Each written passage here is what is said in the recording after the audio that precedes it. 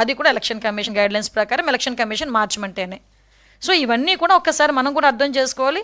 At the same time మీ అందరికీ తెలుసు, మాట్లాడితే దొంగ ఓట్లు వేయాలి అని. మీకు అబ్జర్వ్ చేయండి, నేను ఎందుకంటే ఒక్కొక్కసారి బాధ, ఒక్కొక్కసారి ఇలాంటి వాళ్ళతోనే రాజకీయాలు చేస్తున్నామన్న పరిస్థితి కూడా మమ్మల్ని ఒక్కొక్కసారి మేము డైజెస్ట్ చేసుకోలేము.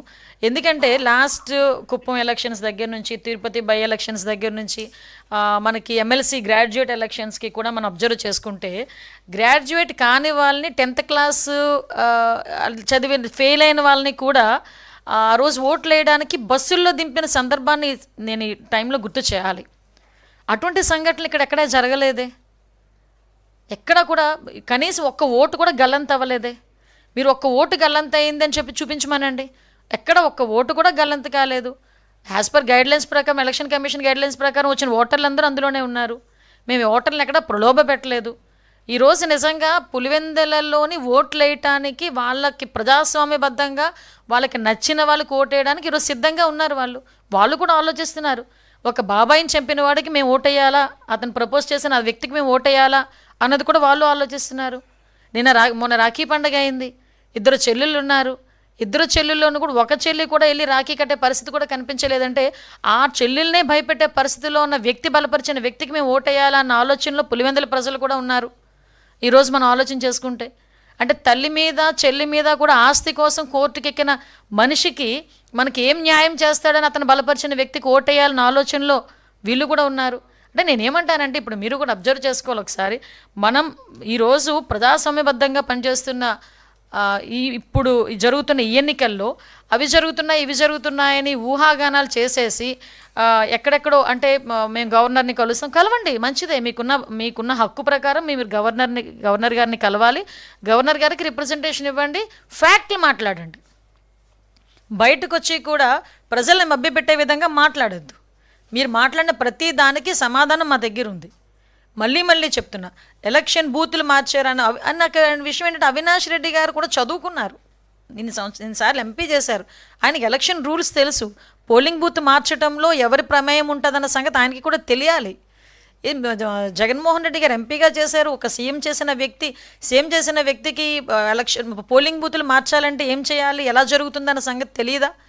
ఈరోజు వచ్చి కూటమి ప్రభుత్వం మీద బురద జల్లేదానికి విపరీతమైన ప్రయత్నాలు చేస్తున్నారు.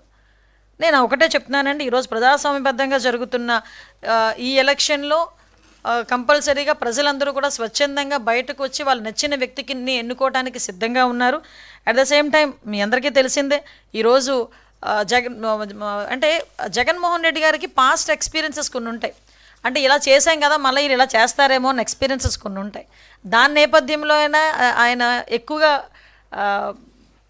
దాన్ని ఏమంటారంటే ఎగ్జాజరేట్ చేసి చెప్తున్నాడు అనమాట. ఆయన అంటే దొంగ ఓట్లను అప్పుడులో తీసుకొచ్చి ఓట్లు వేయించిన ప్రయత్నం చేసింది, ఓట్లు వేయించింది ఆయనే, ఆ నామినేషన్లు చింపించింది ఆయన. సీఎంగా ఉండేటప్పుడు, జగన్మోహన్ రెడ్డి సీఎంగా ఉండేటప్పుడు నామినేషన్లు కూడా జరిగిపోయి చాలామందిని కొట్టారు, హత్యా ప్రయత్నాలు చేశారు, బెదిరించారు, ప్రలోభ పెట్టారు.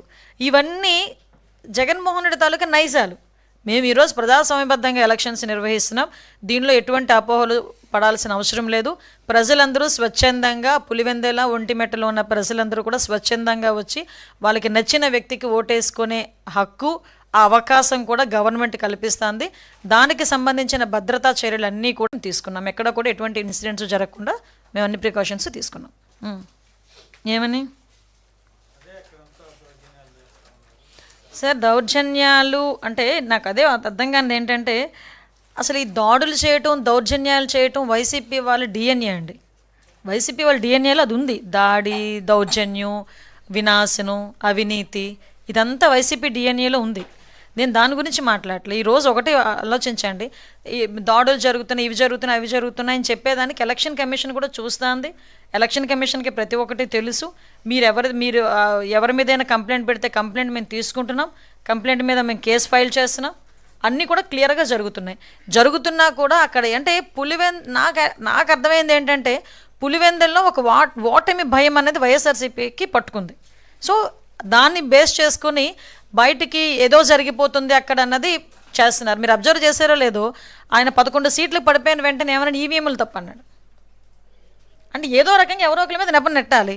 సో ఈరోజు మేమున్నాం కాబట్టి కూటమి ప్రభుత్వం ఉంది కాబట్టి కూటమి ప్రభుత్వం మీద నెపనెట్టున్నారు. ఇవ్వనేయండి.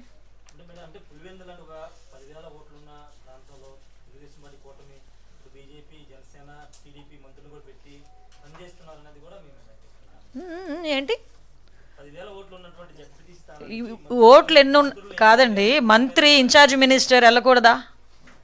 ఇన్ఛార్జ్ మినిస్టర్ వెళ్ళకూడదా? వెళ్ళాలి కదా, వెళ్తాం కదా. ఎలక్షన్ మేము వాళ్ళకు మళ్ళీ తీసుకొచ్చి దొంగ ఓట్లను అందులో పెట్టించో లేకపోతే రకరకాల మనుషులను తీసుకొచ్చి అక్కడ ప్రచారాలు చేయించో మేమేం చేయలేదు. మీరు 10,000 ఓట్లు ఉన్నాయా, 1000 ఓట్లున్నా, 10,000 ఓట్లున్నా ఎలక్షన్ అన్నది as per election commission guidelines ప్రకారం ప్రజాస్వామ్య పద్ధతిలో జరగాలి. ప్రజాస్వామ్య పద్ధతి దానికి దేనికైనా వ్యతిరేకత ఏదైనా ఉందేమో చెప్పమనండి. ఈరోజు మాకు ఎలక్షన్ క్యాన్వాసింగ్ చేసేటప్పుడు రకరకాల మనుషులను తీసుకొచ్చుకుని చేయించుకుంటాము. కొంతమంది అయితే ఎలక్షన్ క్యాన్వాసింగ్లో సినీ యాక్టర్స్ని పిలిపించుకుంటారు, సీరియల్ యాక్టర్ని పిలిపించుకుంటారు, వాళ్ళకి నచ్చిన నాయకుని పిలిపించుకుంటారు, పక్క రాష్ట్రాల నుంచి నాయకులను పిలిపించుకుంటారు. అదంతా తప్పని చెప్పడానికి మీకండి, అది ప్రజాస్వామ్యం వాళ్ళకి ఇచ్చిన హక్కు. దాంట్లో మనకేంటి?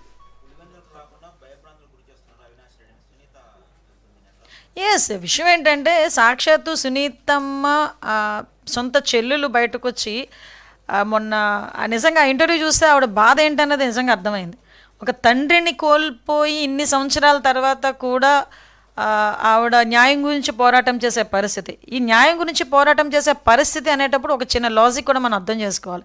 5 సంవత్సరాలు సొంత అన్నయ్య ఉన్నాడు సీఎంగా. ఇప్పుడు ఆవిడ పడుతున్న బాధ కూడా ఇప్పుడు సిబిఐకి వెళ్ళింది కాబట్టి, సిబిఐ ఎంక్వైరీ చేస్తున్నారు కాబట్టి స్టేట్ గవర్నమెంట్ నుంచి మేము ఇవ్వాల్సిన సపోర్ట్ అంతా మేము చేస్తున్నాం, మేము సహకరిస్తున్నాం ఎంక్వైరీకి. లాస్ట్ 5 years గోల్డెన్ పీరియడ్ మొత్తం పోయింది. సో అందుకే లేట్ అవుతుందన్న బాధ. At the same time last ఆవిడ ఎంత బాధపడ్డారన్న సంగతి కూడా సొంత చెల్లెలే బయటకు వచ్చి వాళ్ళ ఫాదర్ జన్మదిన సందర్భంగా మాట్లాడటం అనేది నిజంగా ప్రజలందరూ కూడా అర్థం చేసుకోవాలి ఎటువంటి వ్యక్తిని లాస్ట్ 5 సంవత్సరాలు సీఎం చేశారన్న సంగతి కూడా. తప్పులేదండి. ఎస్ తప్పులేదు. ఆవిడ బాధ, ఆవిడకి ఆ హక్కు ఉంది. ఎందుకంటే తండ్రిని అంటే మామూలుగా ఏదో జబ్బు చేసో లేకపోతే ఏదో రకంగా చనిపోవడం అన్నది వేరు. తండ్రిని కళ్ళ ముందు తను అంత క్రూరంగా చంపేసరికి ఏ కూతురికైనా ఆ బాధ ఉంటుంది. అందులోని సొంత మనుషులే చేశారు ఈ పని అనేసరికి ఇంకా పెయిన్ ఎక్కువగా ఉంటుంది. ఆ పెయిన్ కొద్ది తను మాట్లాడారు. ఇన్వెస్టిగేషన్ ఆవిడకి ఆ హక్కు ఉంది.